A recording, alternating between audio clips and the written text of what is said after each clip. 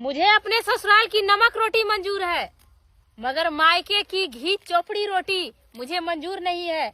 और एक बात हमेशा याद रखना कि जो लड़की शादी के बाद अपने मायके से ज्यादा मोह रखती है वो कभी अपना घर बसा नहीं पाती, अपने पति और परिवार को खुश नहीं रख पाती।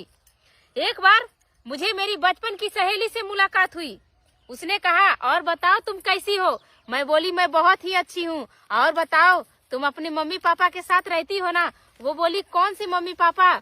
हम बोले कि अरे अपनी मम्मी पापा तो पराये होते हैं, मगर जो हस्बैंड के माँ बाप होते हैं वही रियल माँ बाप होते हैं। क्योंकि गैर की बेटी को पूरा घर बार सौंप देना, ये हिम्मत सिर्फ सासू माँ में ही होती है। तो उसने कहा, मेरी सासू माँ अनाथ आश्रम में रहती है। और बता तुम्हारी सासू माँ कहाँ रहती है?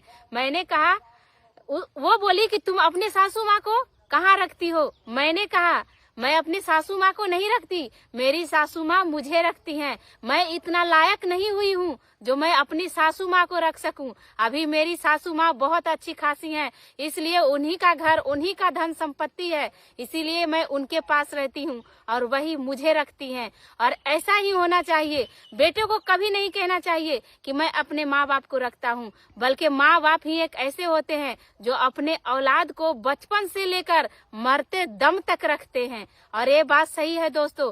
कभी ये पंचायतों में फैसला नहीं होना चाहिए कि कौन सा बेटा माँ बाप को रखेगा, बल्कि पंचायतों में ये होना चाहिए कि कौन सा बेटा माँ बाप के पास रहेगा। जिसको मंजूर है वो रहेगा, जिसको नहीं मंजूर है वो जा सकता है। तो ऐसे अगर हो जाए ना तो कोई बहू कभी अलग नहीं होगी, और ना ही कोई घर बटेगा, ना तो कोई माँ रोएगी, और ना ही कोई माँ बुढ़ापे में रोटी सेकेगी।